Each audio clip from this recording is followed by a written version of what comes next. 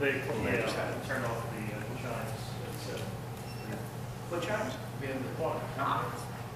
Otherwise, they'll be interrupting you every 15 minutes. We'll turn it after 7 or else I won't know when to start.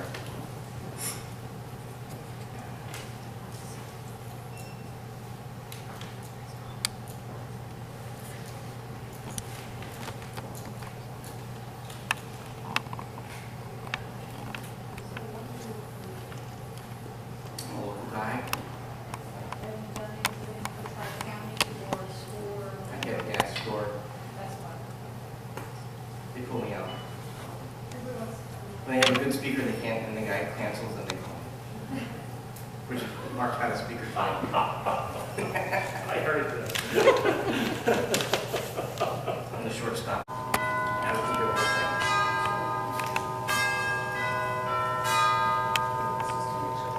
You know, a centerfold or a poster child in the bonds are. He's never lost any money.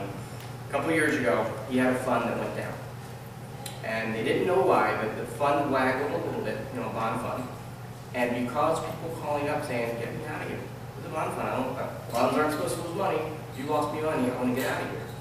The bond fund was down to almost 46%. But after the fact, when they did the research, what the heck just happened? The actual bonds, guess how much the actual bonds went down in value? 4%. So people saw their statement, their bond fund was down about 4%, then people started to call and get out. That mechanism, so we're going to talk a lot about the market being up for 14 years, and that is true, but people expect the market to go down double digits. It's just, you know, none of us love it, but it's there.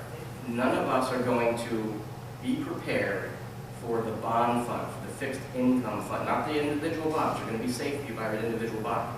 But if you have a fund that owns a lot of bonds, and a lot of people in retirement, 60-40 becomes 40-60, and only a 40 in the market, I'm going to be safe if I have 16 bonds, you now have two things that used to be non-correlated, meaning they used to not go in the right direction. Correlation breaks when you need it the most. 9/11, everything was down. Other than maybe gold, everything was down, and if you looked at the textbooks, well, according to this, my bonds are supposed to be up today when the market's down. The textbook isn't going to repay you because they're wrong. And they haven't updated some of these textbooks in 50 years. And so back in the day when you really couldn't easily get into a bond fund or get into a bond or get into a mutual fund, our phone now, we can buy something in Asia today. Right now, the market's open, you can do it. So the liquidity and the quickness in which you can move money is good, but it comes with a caveat. It means we're going to have more volatility faster than we ever had before. Add to that, all of us with our 401ks. The government basically said, okay, companies have said, I'm not paying for your retirement. You guys are all living way too long. And it costs way too much money, so guess what? We're going to create 1972, 71, the 401k. And here's the thing that no one knows. Back in the day, in the 70s, when the 401k was created, the pension companies, guess how much stock pensions were allowed to own in their pension? 0. But they created a 401k and they told you, load it up with stocks. Because that's the only class, now it works, I'm not saying it doesn't work, but it was the only asset class that could pay for all the fees of the 401k and all the people wanting to get money off your money and still have you have to return. So the thing that they weren't allowed by law to own, they force you to own. And a 401k is kind of like a school lunch, not good or bad, but you're only going to get the macaroni that they picked out for you. You're not going to get any cool Trader Joe stuff. And that's by choice, because they can't have 3 billion, choices for you. So we have stocks and bonds, and I digress, I told you. Mutual funds are, think of stocks and bonds as the groceries, whether you're buying apples or whatever. The mutual fund is the paper bag that it's held into. So most mutual funds, you know what they're going to do by the name of the mutual fund. Developing, emerging markets. Well, they're going to not be buying stuff here. They're going to be buying stuff in emerging markets. When the market is going up, you don't need a manager. When everything's going up, you don't need to have someone pick because it's all going up. When the market is choppy, and if the market is going into a bear market, Managers, that's when the tide goes out, you get to see who doesn't have their swimsuits on. You know, because when you're a bad manager, but everything's going up, you kind of can hide it. All right, you know, I didn't get into that, but everything else went up, so I did okay. Or, you know, hit the wrong ticker, but we still made money. When the market goes the other way, you're going to find out who the good managers are. And you're going to find out too late. Because you're saying, like, oh, I guess the guy wasn't as good as he thought he was. Mutual funds are also a very smart way for you to get a very diversified portfolio. There's different numbers here. Typically, less than $1 million, mutual funds are a better way to get exposure to the market in a safer format. What I mean by that is you need about $1 million in individual things to have the right amount of diversification. And you can get that same diversification for $1,000 in a mutual fund or $100 in a mutual fund, because your money's going into a big firm and they're getting you $1 million worth of stuff, but you're a fractional ownership of $1,000 or whatever. So far so good. Any questions? So first fork in the road is, are you going to do this yourself or are you going to work with somebody? Doing it yourself, go to Vanguard, they're our neighbors, or Fidelity, or they're built to serve you. So you have to know what you're doing, unless you have a lot of money and they give you somebody, but basically you have to know what you're doing, or fill out the wizard and they kind of recommend it. So it's a great place to do. Plus is they are absolutely, those types of places, whether it's Vanguard or Fidelity, you're buying what they're putting in front of you, but what they're putting in front of you is a very low cost exposure to good markets. You're not gonna lose any more money using them, but if you buy the wrong thing from them, you're gonna be in the thing that goes down. If you work with somebody, there's basically two ways to work with an advisor, and we're going to pretend that you're still in this world where you're buying a stock bond or a mutual fund. The first way is a commission. So they either show it to you or they don't, but they're going to make money one of two ways. Typically, a commission, that's where annuities come from. We're going to go deeper in that later. But on a mutual fund, have you heard of A, B, and C shares? Again, the government's involved, so there's acronyms and there's so think of an A share. You're paying a fee to get in. It's like the bus. You pay when you get on the bus, and then when you get off, you get off. There are firms that's the way of doing business, and they kind of make you drink the Kool-Aid when you work there. They say, okay, we're going to charge an upfront fee, and then you get, if you put $100 into it, and there's a 5% A share load, your first statement is $95. I never felt, even when I was at a firm that did that, and now I'm self-employed, I'm a football guy. I love football. I love Eagles. You're starting me 5 yards back every time I get the ball.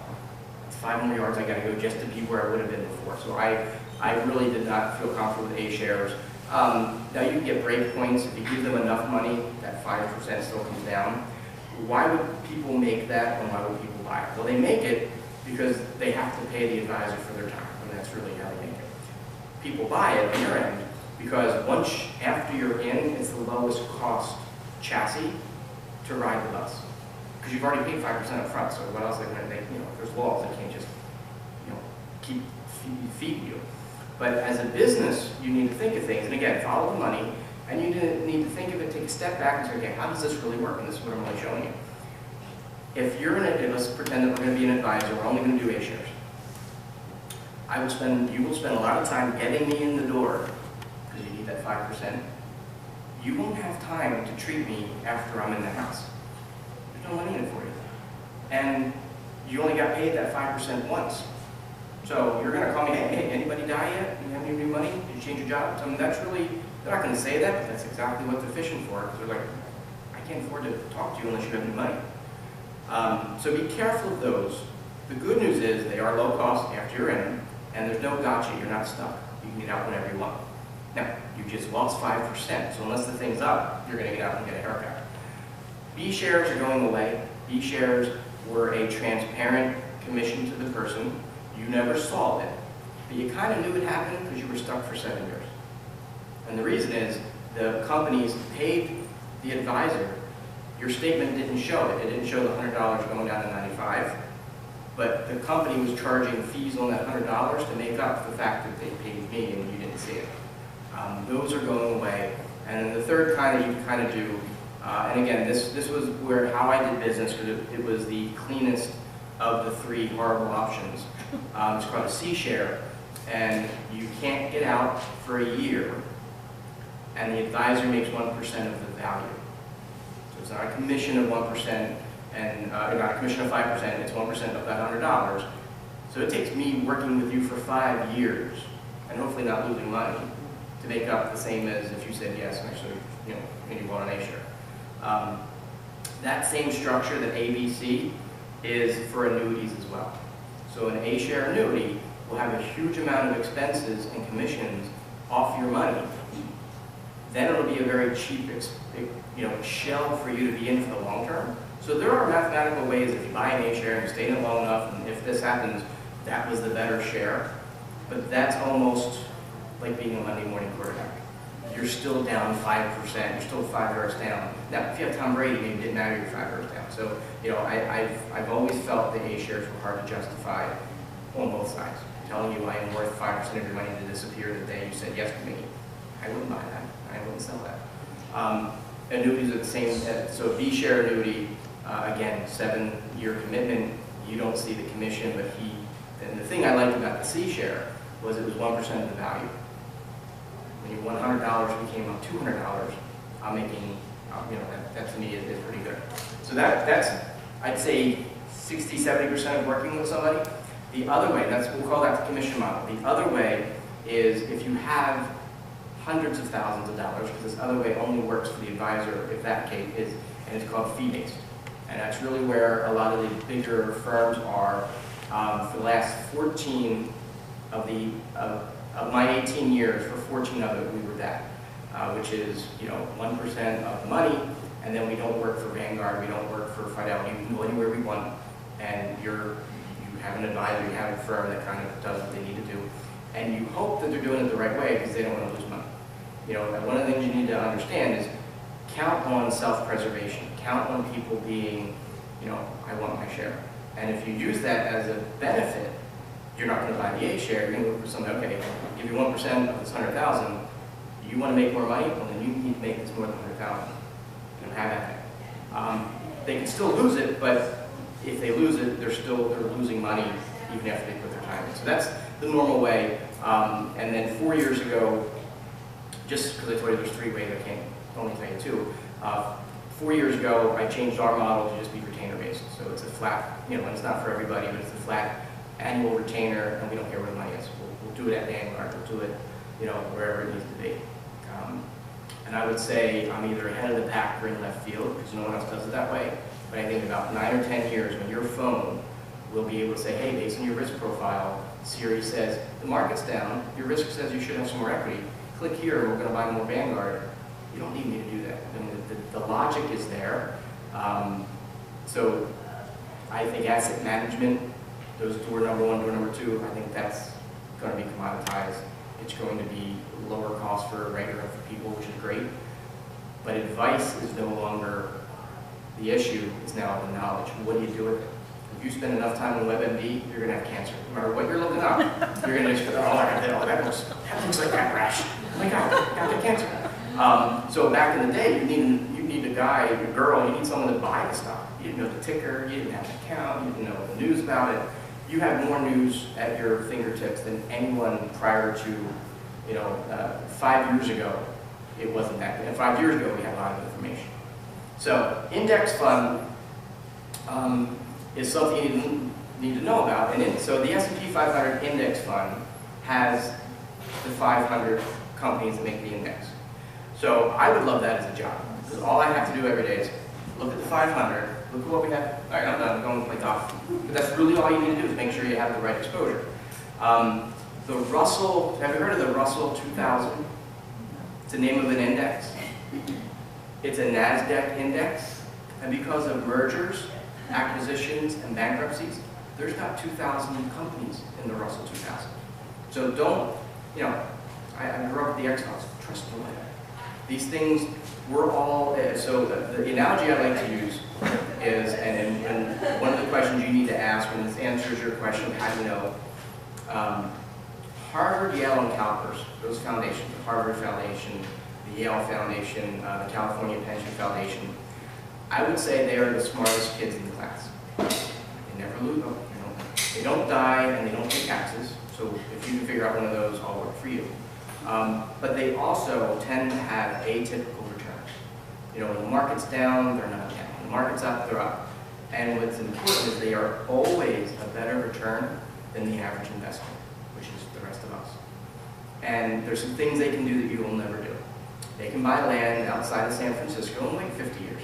Now we all know that's probably a good investment and a horrible time frame. I'm not waiting, you're not, the best investment, you have to wait 50 years to, but they can do it because they're a foundation. But there's other things they can do that you need to at least understand why they're doing it. So there's two things that I want you to take away with. And I always want to leave things that are not going to be on the screen, but I want you to know because it's my world and I take it for granted that everyone knows this.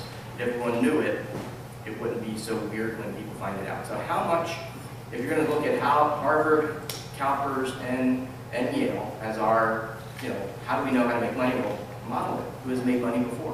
Who's been here? Who's been through the 9/11s and the 2000s and the 1980s and the 1970s? Well, they have. And they have to show their work. So you can't just, they don't just say they're good, they have to put in an annual report because they're trying to get people to give them money. How much stock, if you have 100% available for stock, how much stock do you think those three on average have?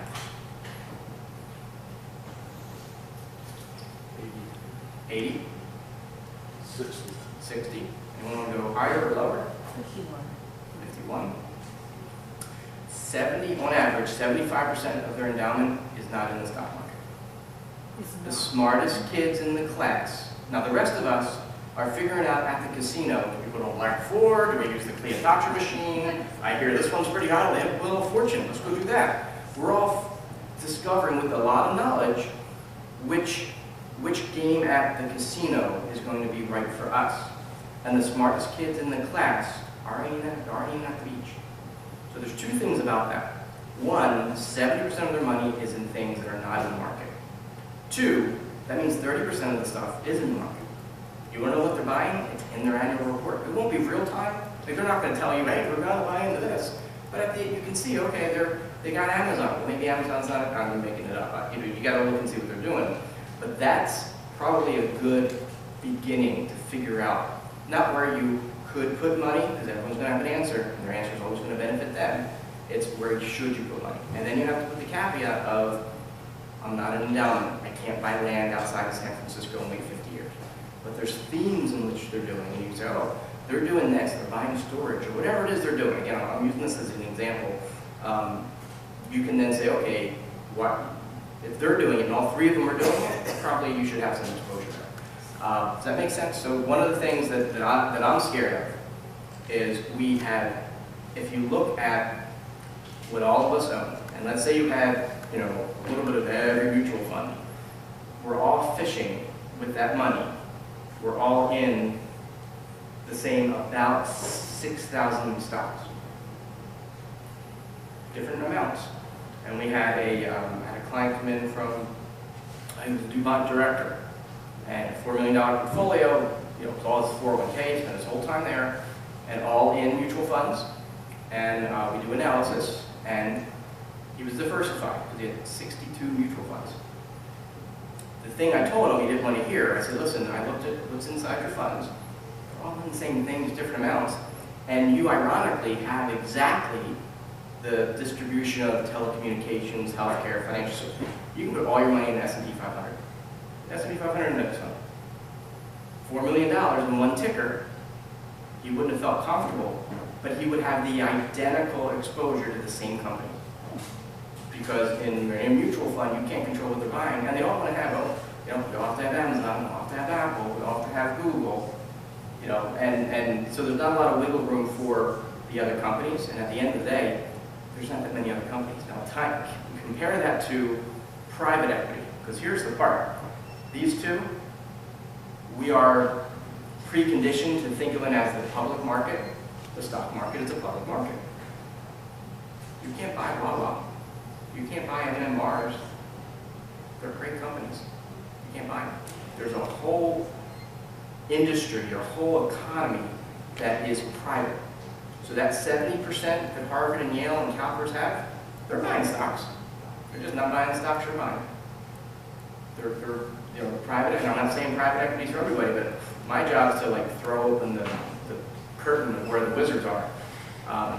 Now they will go into the market when you're scared you dump your stock. You'll probably get closer to being maybe 60, 65%, but lately they have had very little exposure to the market. And when they have had exposure to the market, they do something else that you and I can't do. They'll buy 25% of the company and have a seat on the board. Warren Buffett doesn't own any stock that he isn't owning enough to be in charge, or at least have a say.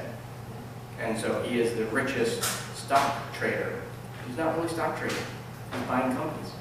He's buying the vote, and he's buying things that are either undervalued, and he's a smart guy, and I respect him. He put a lot, remember when New Coke came out? And the younger guys don't remember this, but when New Coke came out, it was just assumed that Coke was going to go belly up, because no one liked it. And prior to New Coke, it was like 50-50 between Coke and Pepsi. But Pepsi was, you know, younger, new generation, it was sweeter. So they took old Coke off the market, they bring out New Coke, and the stock went to you know what. And Warren Buffett bought billions of dollars of stock of Coke. And they asked him after the fact, because if you remember how it played out, they didn't forget how to make Coke.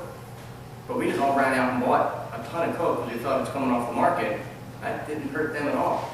It was the worst, best decision anyone's ever made, and I think still that it was a racket. I think they did it on purpose. I think we were, you know, we hadn't been excited yet like we are now with things like this happening all the time, but it was a great bad decision. But they asked Warren Buffett after the fact, how did you know this was going to happen? He's like, I didn't. But they didn't forget how to make it. 45,000 people at the time worked at Coke. None of them wanted to lose their job. And Americans like sugar water.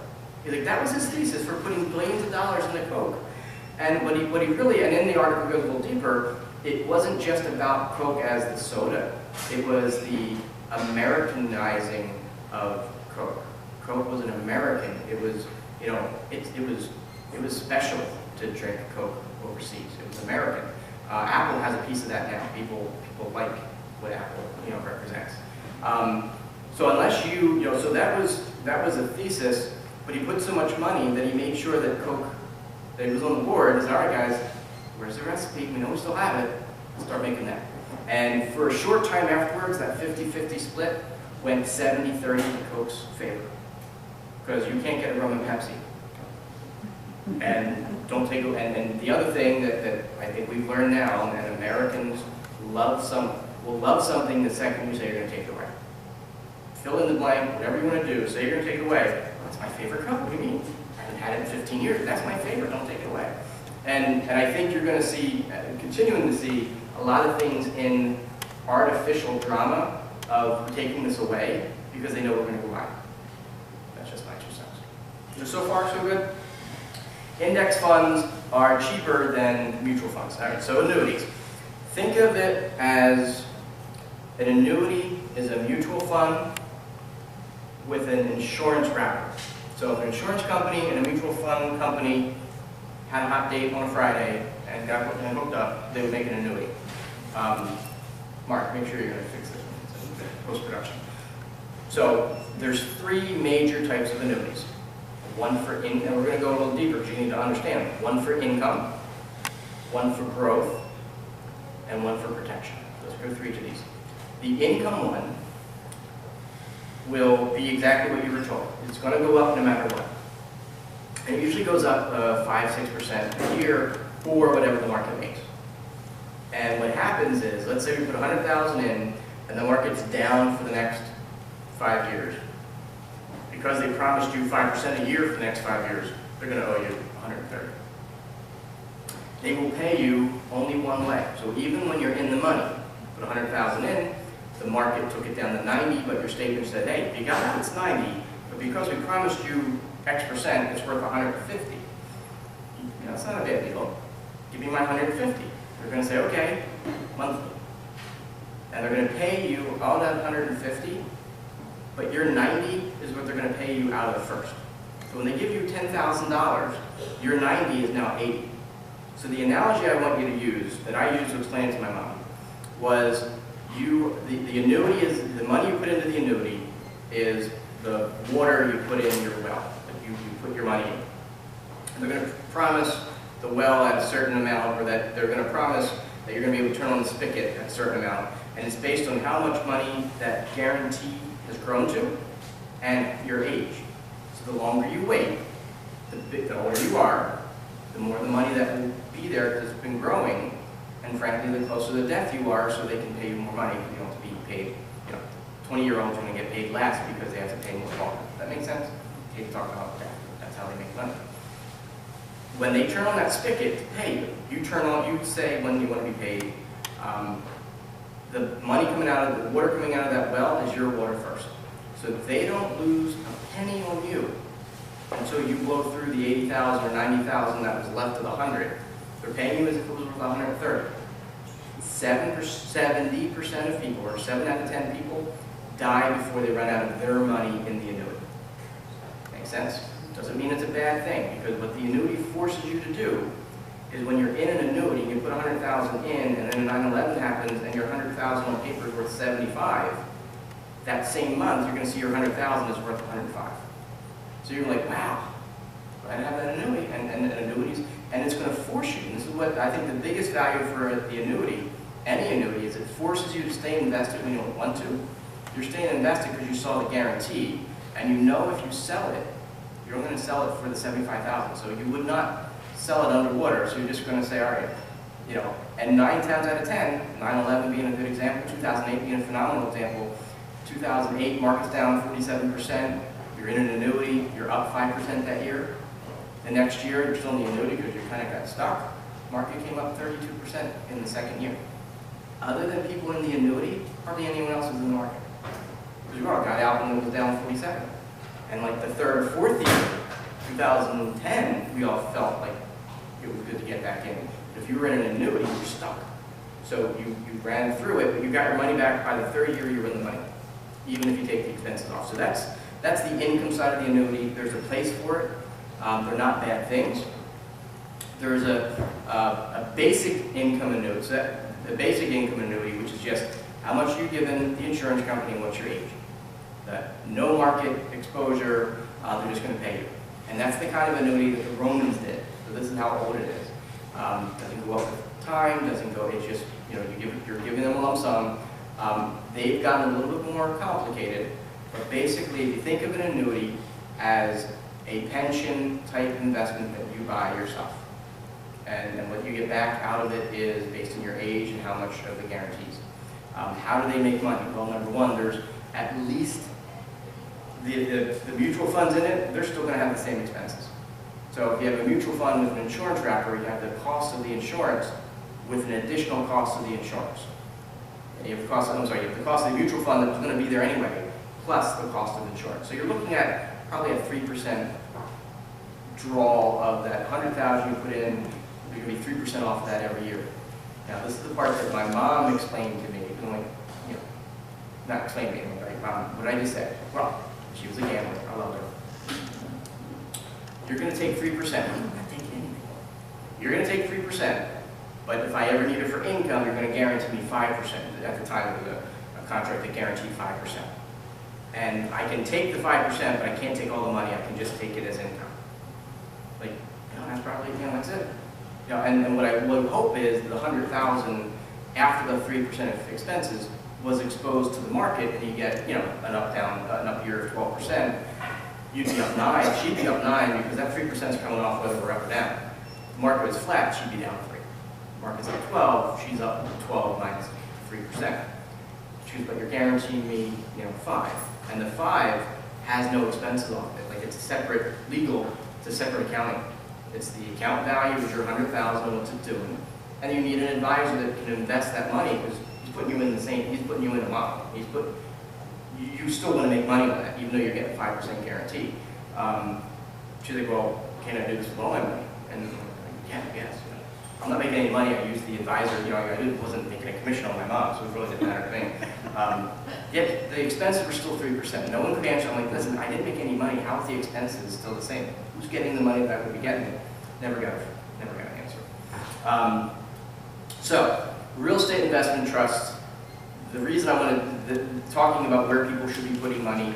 Harvard, Yale, CalPERS, they have a ton of money in real estate. A few reasons. Real estate can't go to zero. It can go down, can't go to zero. Other reason is if a mutual fund owns stocks, and I think I should say that a mutual fund can also own bonds, and I think we talked about that. So a mutual fund can own stocks or bonds. Think of this as a mutual fund type structure, but instead of the paper bag owning groceries, it's going to put books in it. You know, it's going to own real estate. Does that make sense? Does anyone own a REIT in any? So you can buy REITs just like a mutual fund, $1,000, you know, and the name of the REIT, just like the mutual fund, will be the name of what they're buying. So it could be multifamily. Well, they're not buying grocery stores, they're buying apartments. There's a lot of attention to storage. Americans like their junk. And there's a lot of opportunity, and we're seeing it in Phoenixville. That's Sterling's storage right by the McDonald's over here. One of the reasons they were smart to build that is they looked at all the new permits for new apartments. We see them all the time. And so if you're in an apartment building, apartments in Phoenixville don't necessarily say huge amount of space for all your junk, so you need to go get a storage. And the thing with storage, if you're a landlord, you pay every month, and if you don't pay, I sell your stuff. And I rent it the very next day. And you're never calling me about your leaky toilets and the, you know, and some of them are air conditioned, but other than that, it's a low maintenance. You get some kid at minimum wage, and now a lot of them are using apps on your phone. As long as you're paid for it, you use your phone to open up the storage. They know that you're there, and they don't let you open it if you haven't paid. It's all computerized.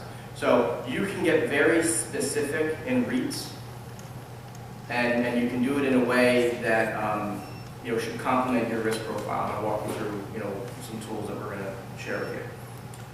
So qualified and non-qualified, again, I wish I would have made these, you know. Qualified money is your 401k and your regular IRA. We were all given a Kool-Aid that says when you're in retirement, your tax rate will be higher or lower. What were you told? Lower. But what were you told though? Lower. Lower. And we all know that ain't happening, right? Like no way is that happening. It already has started not to happen. So if you were a farmer and I was the IRS and I gave you a choice, I could tax you on your seed or on the weight of your seeds, or I could tax you on the weight of the harvest. Which one would you pick? Right? Because the seed would be less weight than the harvest. Does that make sense?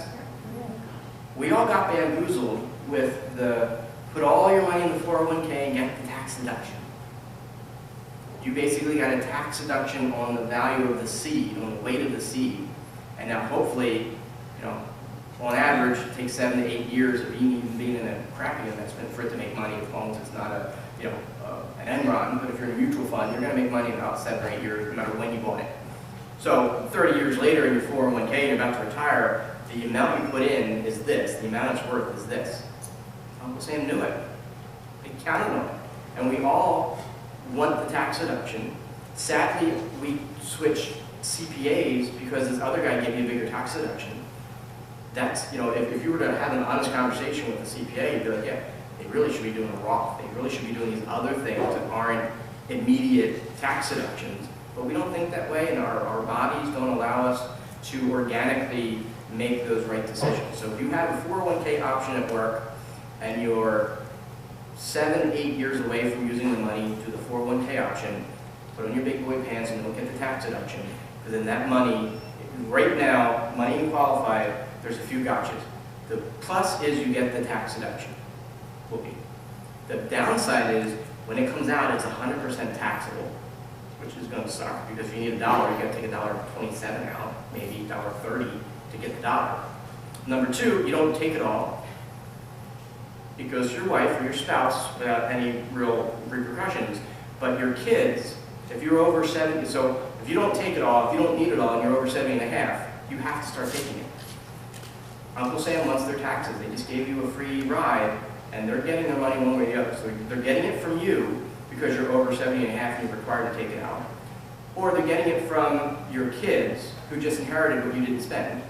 And if you are a beneficiary of a $100,000 IRA and you don't do any thought and you just cash out, that year you have to have $100,000 of taxable income to your other income.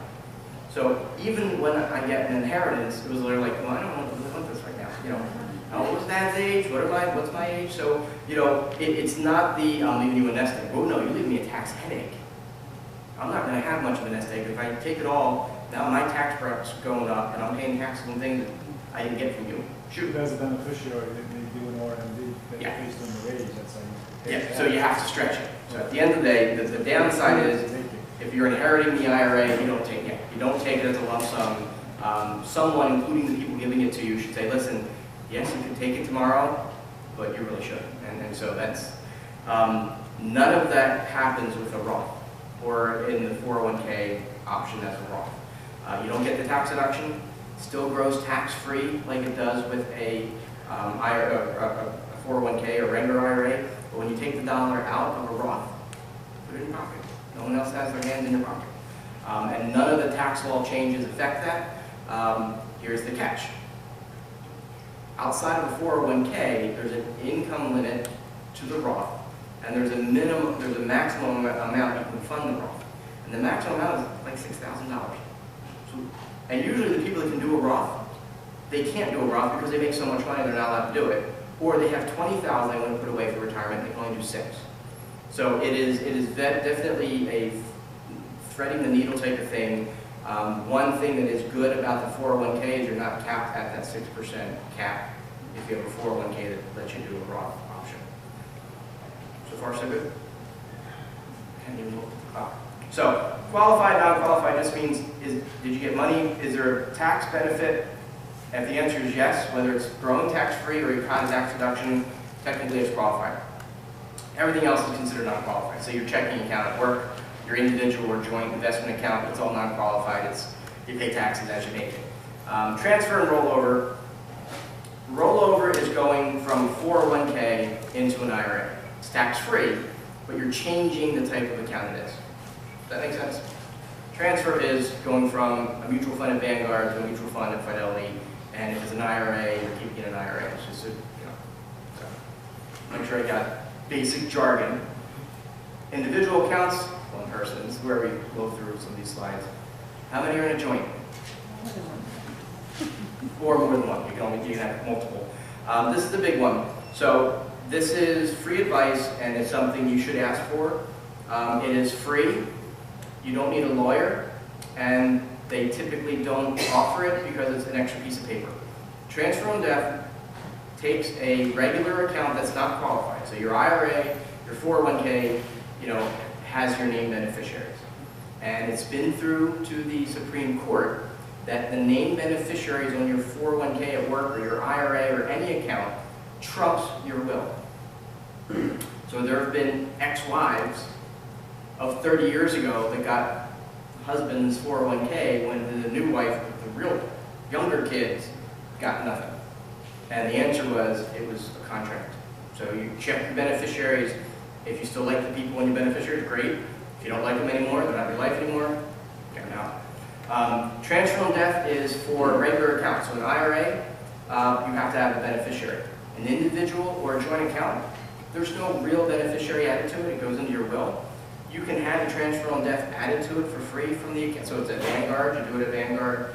If it's at E-Trade, you do it at E-Trade. And what it does is it adds a beneficiary to a regular account that doesn't normally have a beneficiary. Make sense? No trust involved, it's contract law, nothing. So should you do that at a bank? Did you see my stuff? Oh. I will get there. At a bank, I think it's here. So the answer is yes, but at a bank it's called payable on death. Okay? Again, it's free, and they typically, not typically, but it's rarely ever brought up because it's an extra sheet of paper they're not paying for. Does that mean if you have a child on one of your accounts, that they don't have to pay an inheritance tax once they get it? It avoids probate because it's a beneficiary. Now, don't go crazy. Let's pretend that everything in your estate has either a transfer on death or a POD or it's an IRA and has a beneficiary. So let's say everything in your estate goes out of your estate when you die because you thought you were outsmarting everybody. Don't, because your estate still has bills and now you have no money in the estate to pay the bill. So your executor has to be like, well, I can't take this back, and it becomes a headache. Now, your house can't really have this, your house has to have legal documents. So we're talking things with a dollar sign that are cash or investments. You can add a POD or a TOD. Lawyers won't tell you about it because it doesn't need them. Your accountant people usually won't tell you about it because it's extra work they don't get paid for. And I'm neither of those, so I can tell you exactly how to do it. We talked about an IRA, Roth IRA, if you can do it, do it. If you can't, but you can do it at work, do it at work.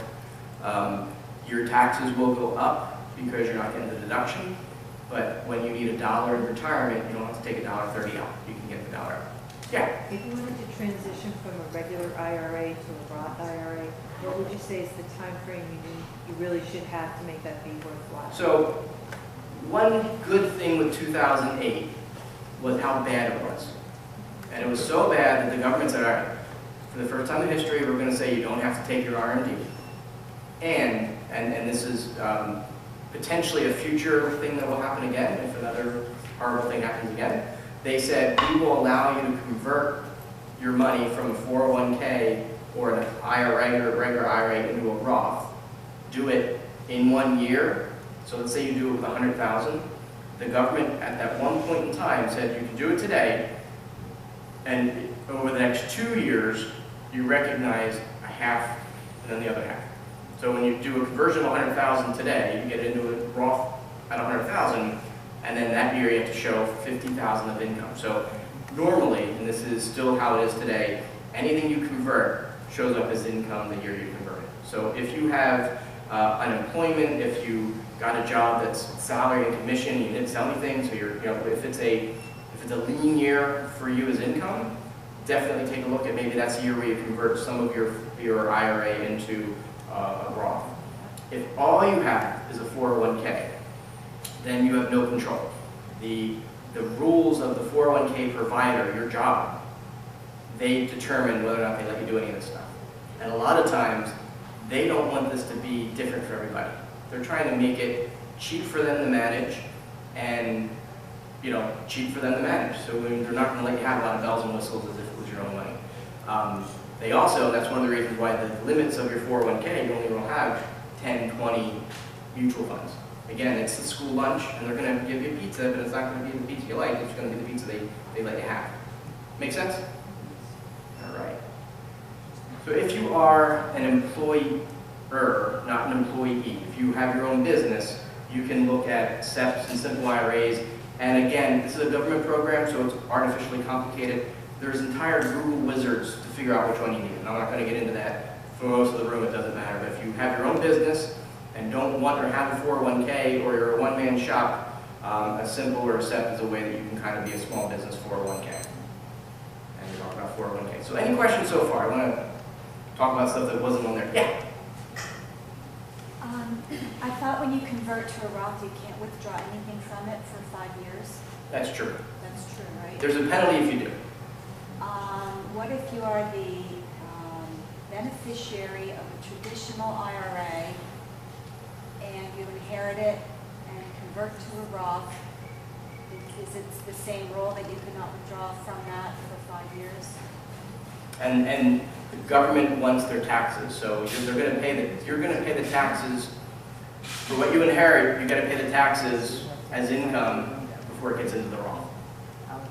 You only And have that- how many years to spread that out? It's the year up. Because that 2008 was only a 2008 thing, it's the year up. So you decide how much you want to spread. So without the government saying at some future time that, if the government says this again, it just means that we have another, light at the fan again, and they're trying to, entice people to convert because they pay taxes on it. But only the smart rich people did that, because the people that really needed their money weren't also going to just add income to their now income tax. But they also allowed the RMDs to be postponed. So if you, wanted to save the money and not take money out of an RMD, because the thing with the RMD, the market was down 47%, and then if you had to take the money out, you're taking out of a basket that's 47% at the worst case, but double-digit down at the worst time.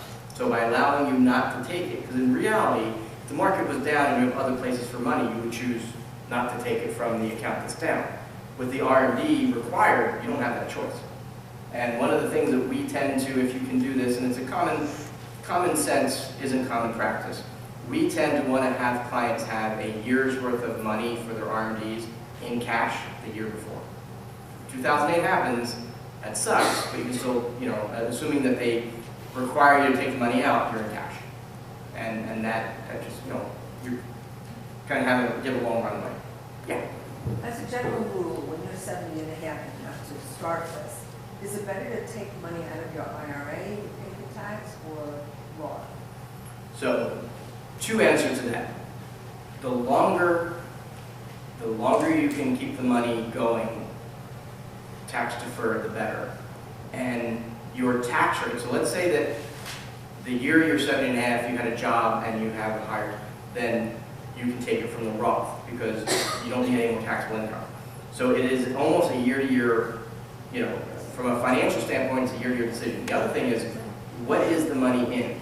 So if you have a ton of gains in stocks on the IRA side and not on the non-Roth, then the Roth. Let's say you have boring stuff in the Roth and you have stocks that did really well. Well, if you don't take it, it might not be there when you go to take it the following year. So not only, it may be beneficial to say, okay, I'm going to pay taxes on this, but my Apple's up 20%. It might not be up 20% next year.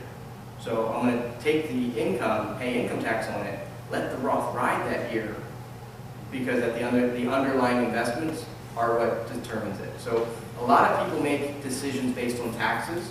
That should be the second or third in the decision metrics. The first thing is, if taxes weren't a question or a concern, what would you do?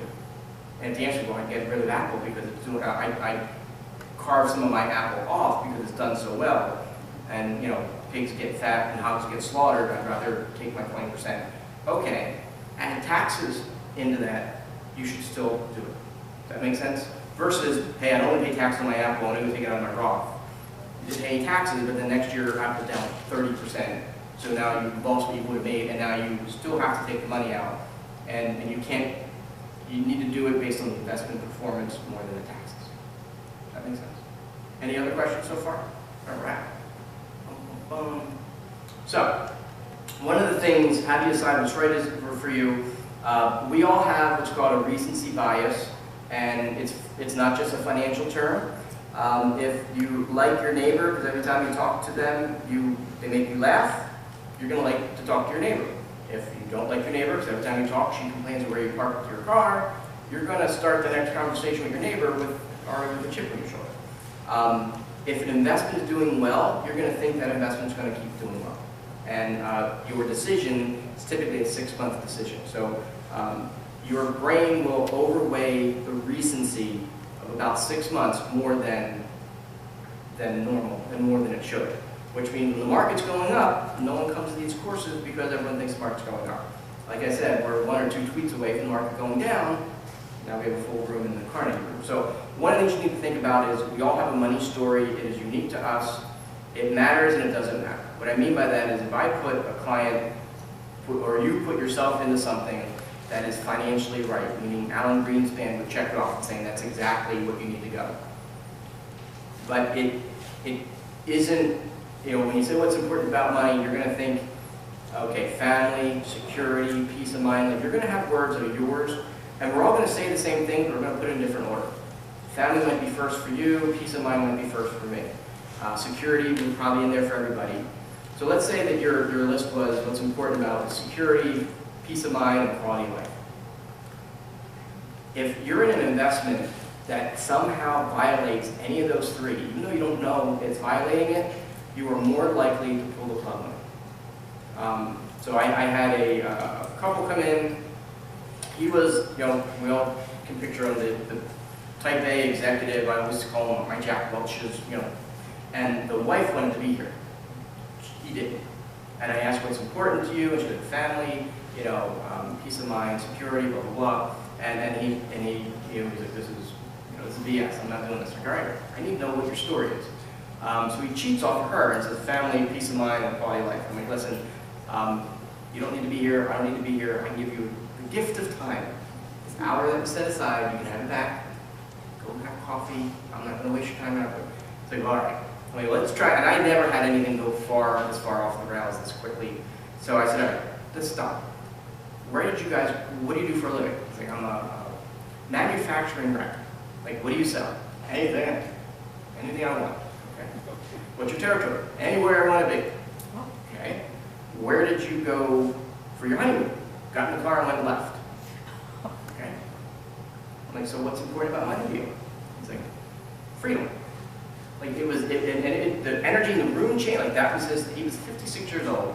He didn't know, he didn't realize, he never, it's not necessarily a normal question people ask. He didn't know that was the thing that had determined his entire life. And the second thing was, he didn't want to pay on any taxes. So the reason I'm telling you this is if we didn't put a plan, or you don't have, if that's important to you, if you have a plan that somehow violates that, even if you don't know it freely, ask yourself this. I don't need to know the answer, you need to know the answer. Ask yourself what's important about it, and then what's important, and kind of go through it. It's almost like a Maslow's hierarchy of your values. So long story short, we did everything for him. We did with the lawyer, did the whole state, so Uncle Sam, as legally as possible, had the least amount. And we did the life insurance that needed to be happening, we signed all the paperwork, and it never came back to the office. So we checked FedEx, we signed for it. So I call him up, like, listen, I don't care if you do this, I got my stuff together, I got my will, you don't have to do this, but you paid the lawyer, we were going to do this, and by the way, here's the freedoms that you're not going to be able to have.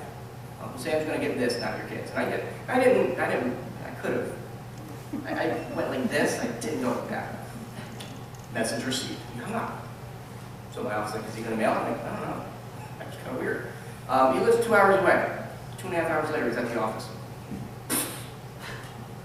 Walks away.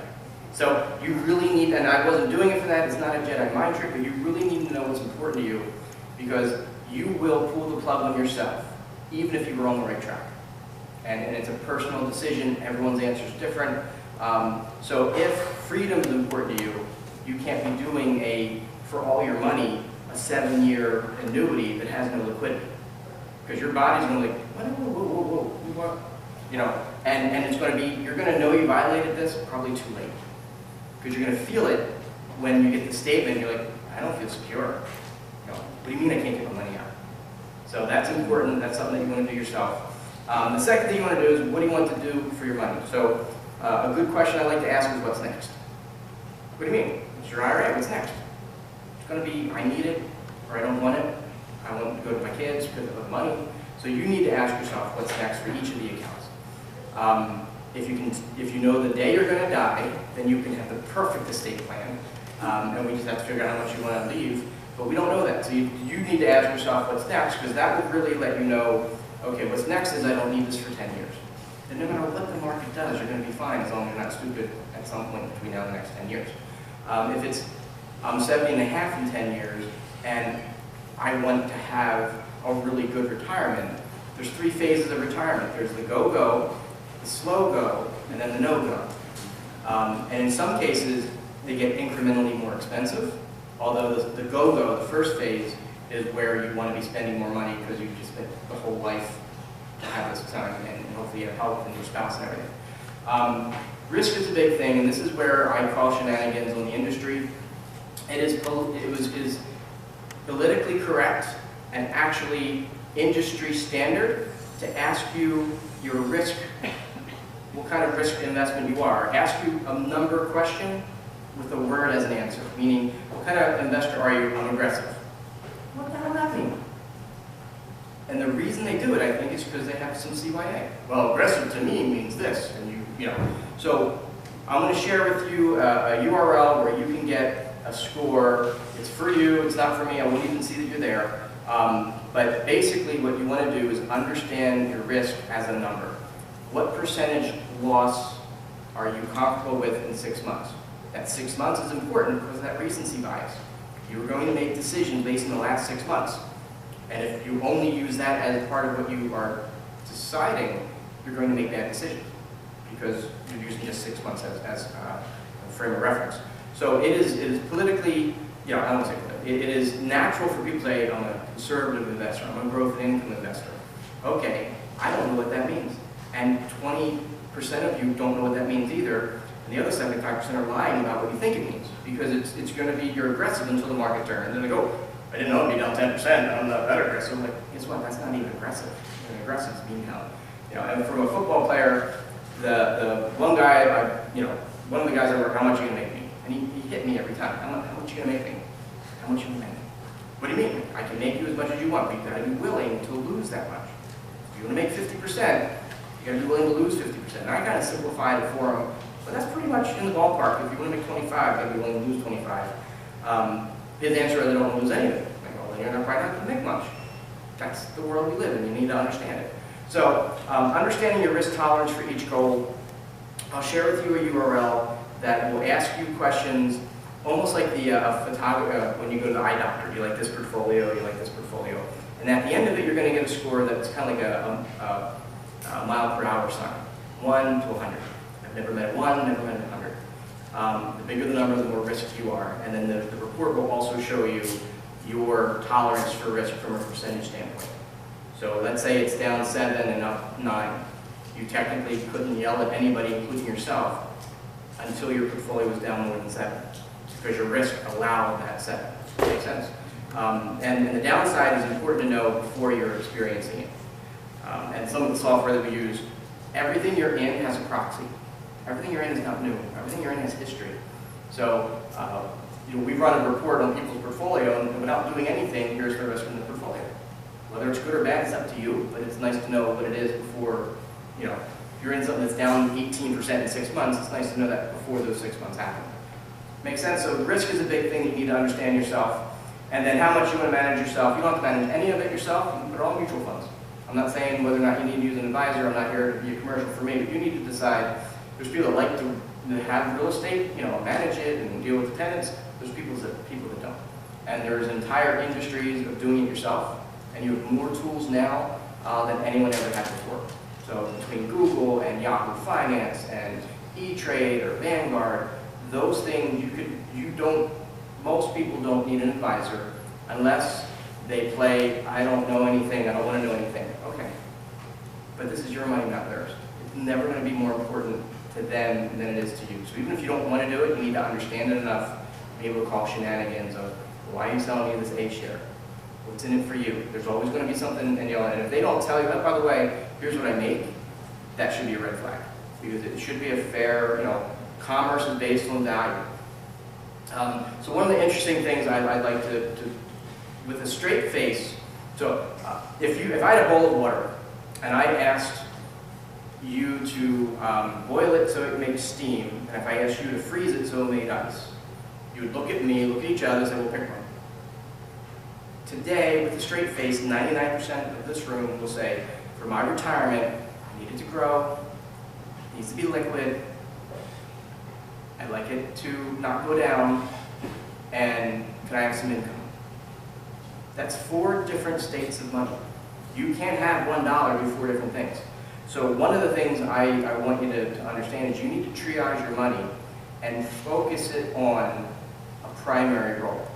So the income number, you need to go find and you need to invest in, or you need to expose that money to the thing that makes the most income. It probably won't be liquid, definitely won't grow, and it's going to be in its lane. Most people think of their retirement as their nest egg. It's called that, but you can't think of it as a nest egg. You need to think of it as buckets of water that you need. I need this money to be liquid. Well, guess what? Keep it in the money market. Not going to make money, it's not going to grow, but it's going to be liquid. Because the thing that's going to be liquid is going to, almost like levers that when you push one up, the others go down.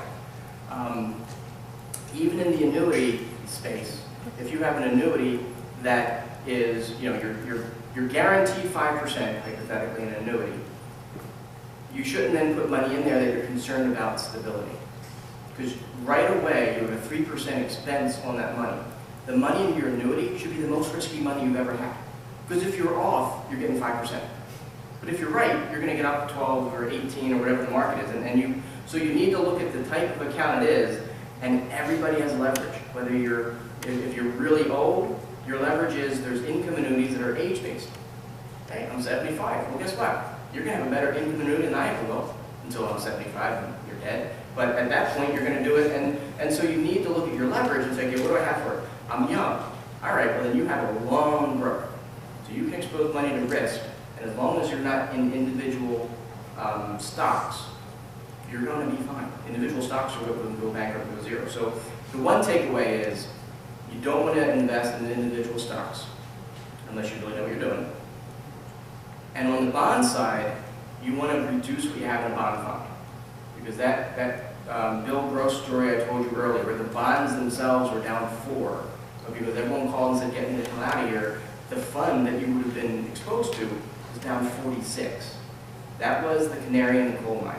When interest rates start to go up faster than anyone expected, and people start looking at their bond funds that have never gone down in their entire investing life, they're going to use that recency bias we talked about earlier, like, oh, I gotta get out of here. And you're gonna call the bond fund company, and I think purgatory for me, or even hell for me, will be working at a place where I have to say, where are you going to send the check? I can't say, are you out of your mind? What are you talking about? What are you doing? Where are we going to send a check? To me, that would be very uncomfortable for me. So if all you have in your 401k are bond funds, you don't have individual bonds, because nobody has individual bonds in a 401k, then you want to make sure you're going to do a short duration bond fund. Think of a duration as a seesaw. The further out the IOU, the more sensitive it is to interest rates. Meaning if I have a 5-year bond and a 30-year bond and interest rates go down, the 30-year bond will go up even further. That was what we lived in the last 30-ish years. We've lived in fixed income going down and interest and bonds going up. We're now going to be at a point where interest rates are going up. The 30-year bond will fall even more than a 5-year bond. So we won't have all the control in a 401k if it was your money, but you definitely have the ability to pick funds that aren't going to be exposing your money too far out. Does that make sense? Yeah. Could I ask a quick question about that? What about bonds that are purchased through a 401k? If it's a bond fund, so if you see a fund, unless there's no individual bonds in a bond fund because it's hard to manage. So bond funds, what they give you is that diversification. You have someone buying these bonds for you. That principal protection of when 10 years from now I get my money back. You don't have any of that in a bond fund, and that's an element that I think is being under. Because there's no answer to it, so they're not going to just, it's not going to be on my mind because the answer is, well, that's how they work. But we're going to find out that's how they work when everyone's like, well, my bonds are down, I'm going to get out. And usually the answer is be a long-term investor and stick with it. If interest rates are going up, there's no stick with it because the bond that you didn't sell today will be worth even less tomorrow when the next person calls to say, I want my money back. So if you think of it another way, the door to get out of the bond room is smaller than the amount of people that want to get out. And so the bonds are going to fall in price to match the market, and it's supply and demand. And if everyone's selling and no one's buying, so that's in our future, unfortunately, and there's things you can do today to kind of protect some of that. What other questions do you have? I want to make sure I answered all the questions that was there. And I promised you a link and then I didn't show it to you.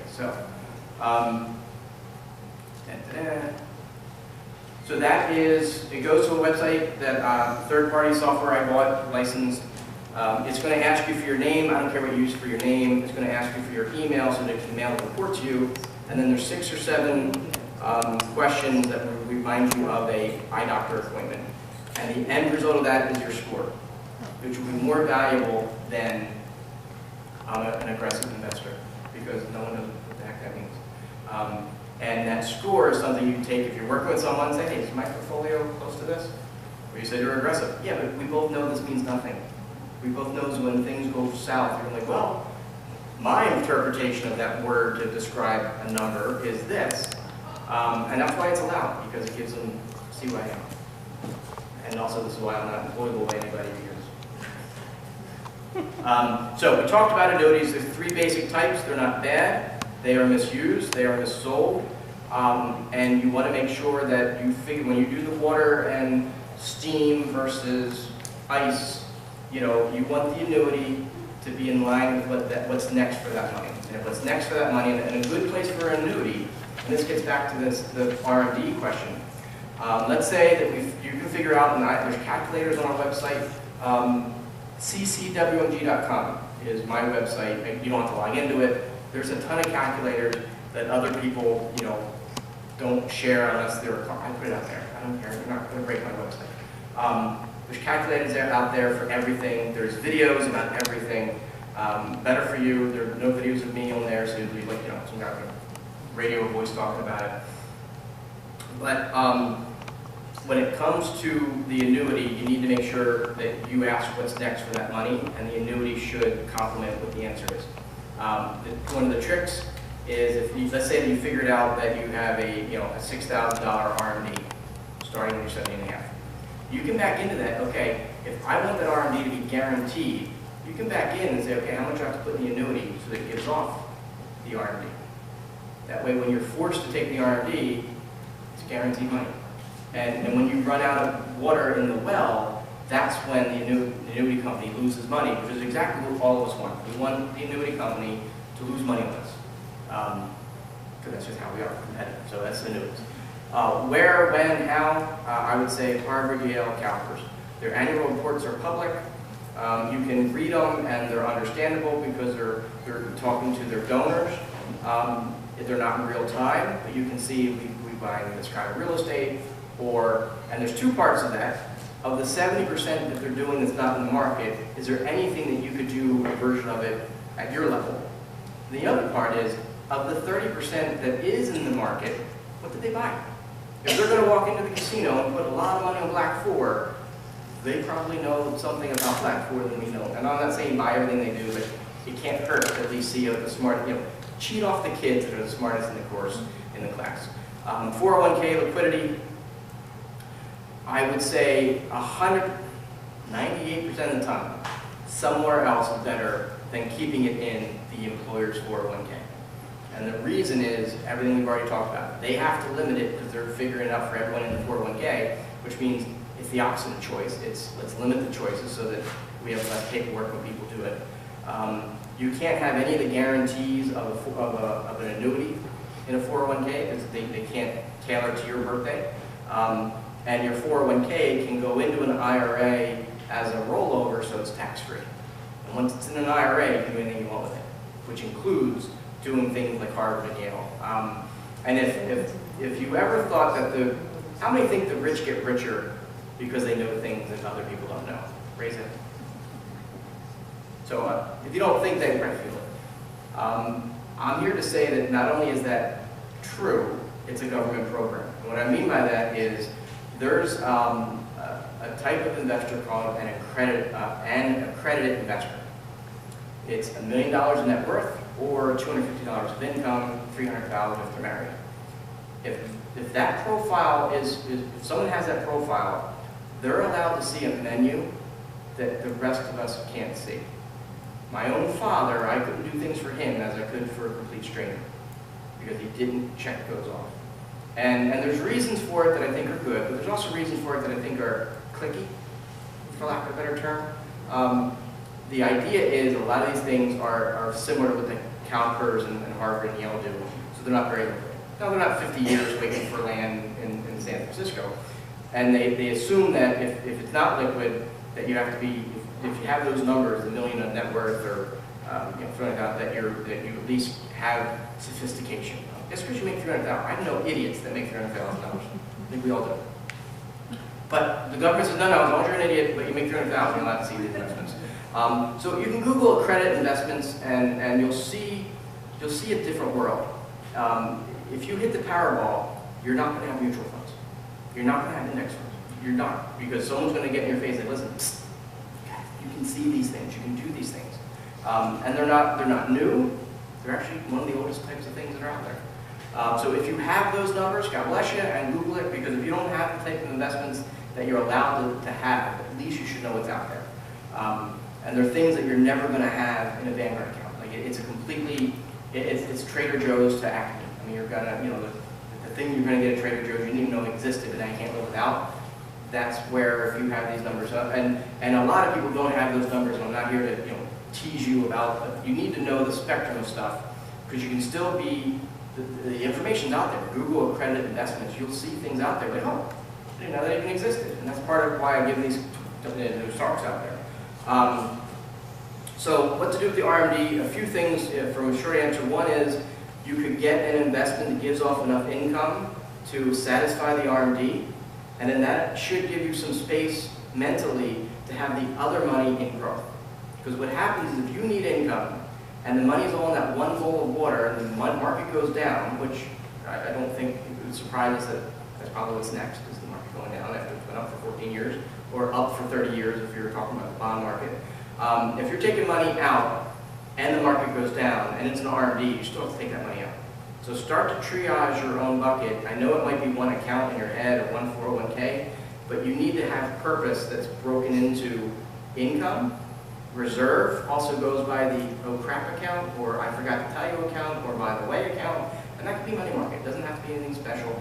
Then you have growth, and then you can do what we'll call the longer term strategies, whether it's real estate, whether it's alternative, but something that's not just stock market. You can do those things in that order. When your income taken care of, because that's all that matters in retirement. Then your reserve, then growth if you have any left, and then there are people that never get out of that top bucket. There are people that all they have has to be in something like an annuity because they don't have enough to risk, and they don't want to risk what they already have, and they need income. Well, the annuity was built for that. And so the right annuity will really check off all the right things. The other thing I would ask, if you're working with someone, if they work for a company and all they can show you is that company's things, you need to question how likely is that company going to have the best things. You know, Vanguard's good, but they're not going to have the best everything. You know, and all the other companies are all good, or else they won't be, but they're not going to have the best of everything. So if you're going to work with a person or a team, make sure they have choice. If they don't have choice, you ain't got choice.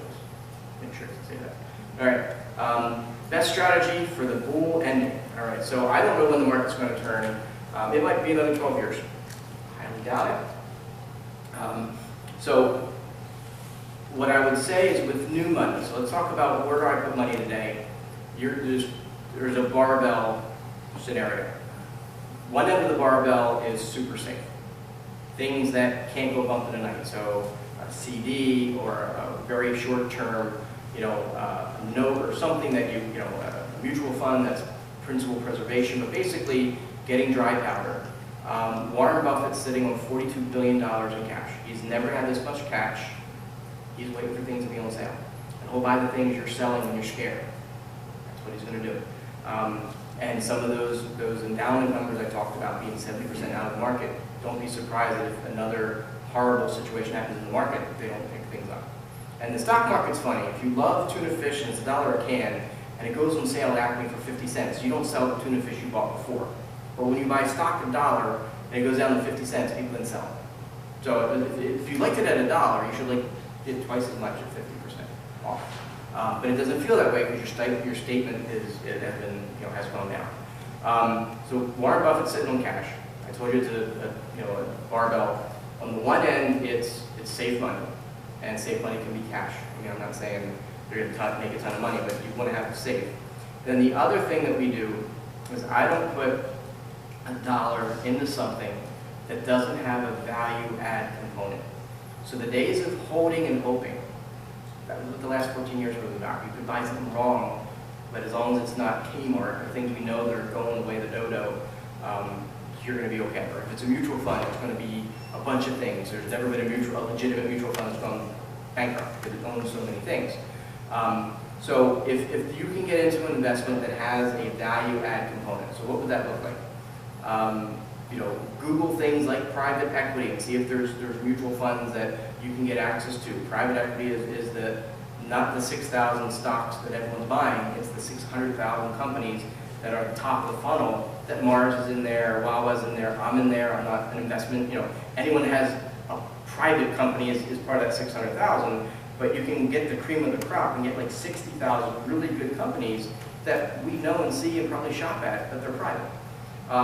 Some access to that, because if you remember Pretty Woman, Richard Gere, that was private equity, buying a company and breaking it apart.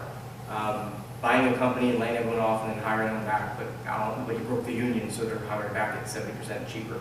I'm not saying any of this is right, but financially, private equity doesn't buy a company unless they already know what they're going to do with it when they own it. That's a value add. The other thing is real estate. There's a lot of real estate value add, which is, you have a blank piece of land and you're going to develop it. That's value add. That's a little risky on that, but you could buy a multi, not you buy into a fund that turns around apartment buildings. A lot of the smaller multifamily apartments, you ask the person why they did it, and if it was in the family, that's how my dad did it.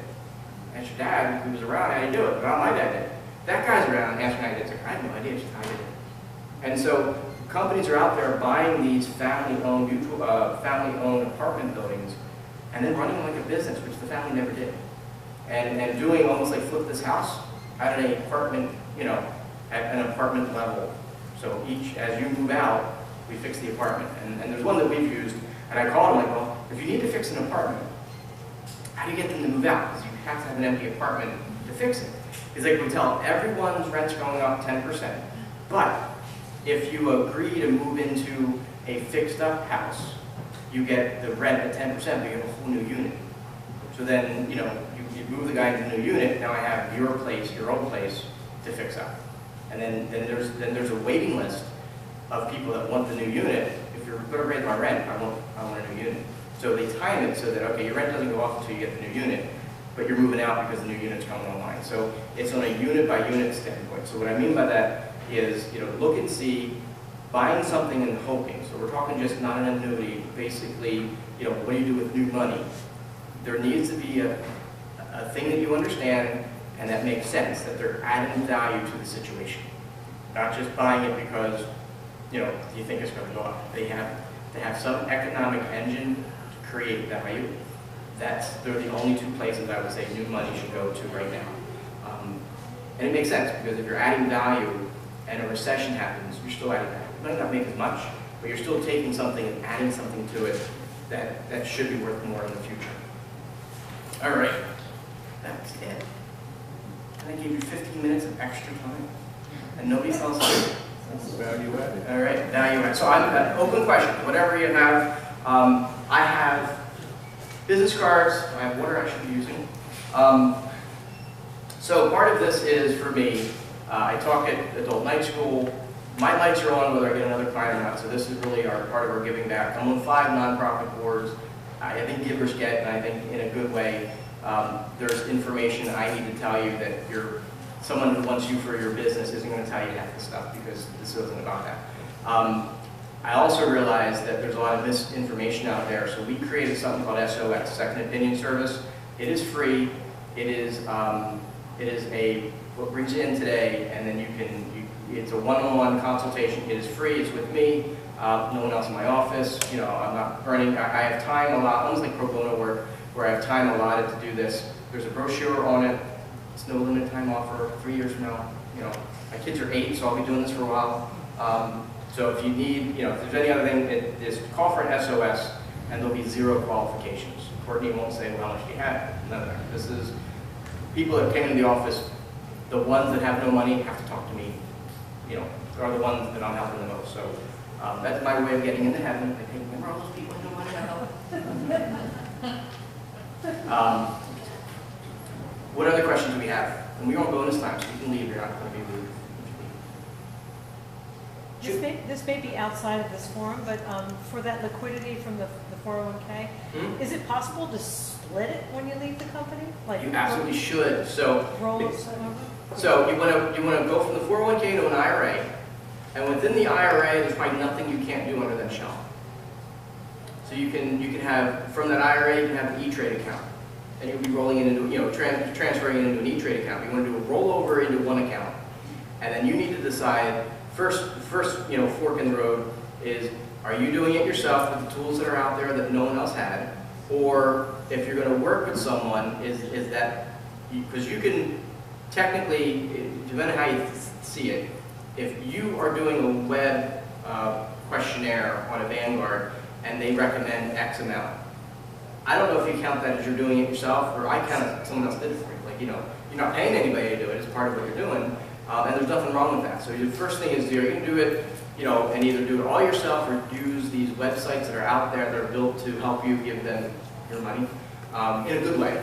Or do you want to work with someone? Then you have to say, okay, there's 3 doors. There's door number 1 with the commission, and we're all thinking that it's better for me or you when you tell me something has a commission on it.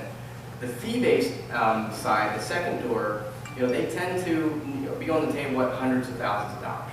You know, there's not going to be a fee-based guy that will do it for $2,500. Because he can't, I mean, 1% of $2,500 in a year doesn't cover the amount of time the phone will call you. So they're typically the least amount of money you have to invest, the more likely you either should do it yourself. And I would say under $100,000, with the tools that are out there, you don't need to waste your money paying a fee to someone who's going to tell you what Google will tell you anyway. And that technique, you know, there's Wealthfront is a robo-advisor. My website has links to other robo-advisors. These are ask you questions that you answer, and as long as you answer honestly, they're going to put you in a model based on your answers. You don't need to pay someone to do that. But can you cash out half of it and then roll over half of it, say? Anything you cash out will be taxable. With that understood, it's possible to do that? Absolutely, yeah, it's your money. But it's your money that they control in the 401k. Once you roll over to IRA, it's your money. You can be stupid with it, but it's your money. No one's going to pay anything with it. The question is, where are you going to put that IRA? You can go to E-Trade, you can go to Vanguard, and from there, off other places. Does that make sense? And at the end of the day, you definitely want to try to have those 4 components of income, of reserve, of growth, and of what I'll call alternative, but that's the weird things, the neat things, the things that maybe aren't liquid and aren't stock market stuff. So the REITs could be in that depending on how deep you get in there. Good question. Any other questions? Yes? What's the reasonable rate to expect for an advisor who's fee-based? I would say, and these numbers will go down in your favor, no one good that I've seen, 1% and less. 1% of the value. So if you have 100,000, they're 1%, and it should go down from there. So the more money you have, the lower the 1% is. There are investments that if they are at the top of their game and have access to these, there are alternative investments. And again, this is again a catch-22. My dad couldn't get this. There are alternative investments that have no costs to the investor, but you have to be accredited to see it. So a good example was, and then, you know, California pension. I talked about them. They have, 70% in the market in non-market stuff, but they have 30% in the market. So I looked and saw where they are. They own 25% of a traded NASDAQ REIT. I'm not telling you what it is because it's not a good investment. It's not a stock you should invest in. That REIT was selling private preferred stock directly to the public. And 5.5%, 5-year hold. So it's a public company selling privately private preferred stock.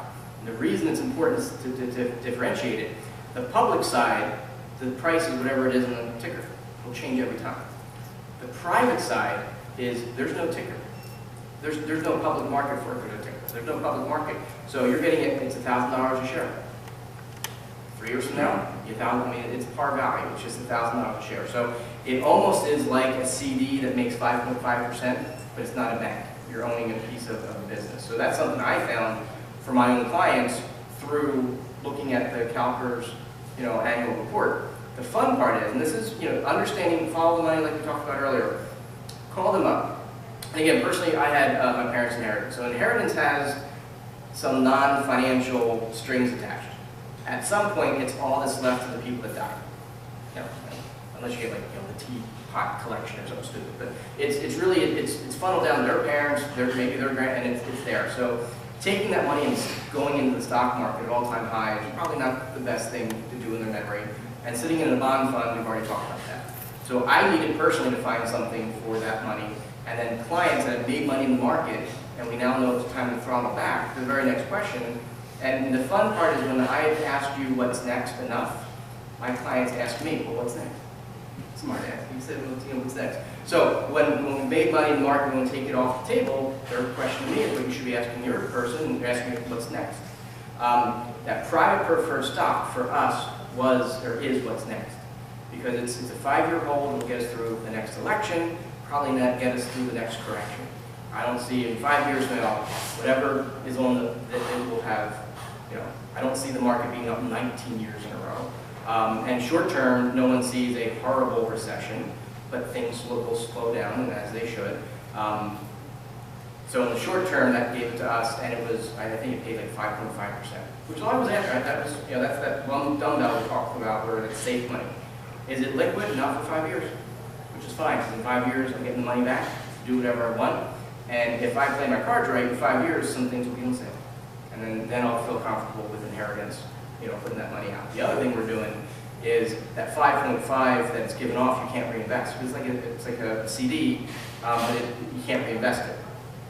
So for some of our clients, we're keeping that in cash, and when things turn red, when the market goes down, we're using that cash that we've accumulated to put into the market. So at the end of 5 years, you get your principal back, and it was out in a private security, so it wasn't in the market, so you don't have to worry about that part, and then whatever you dollar cost average on for that 5.5%. So a lot of this is just, when you take a step back, the story has to make sense before the investment does. And so when I reached out to the place and said, listen, why are you doing private preferred stock? You're a public company. And they said, well, we need to raise $100 million.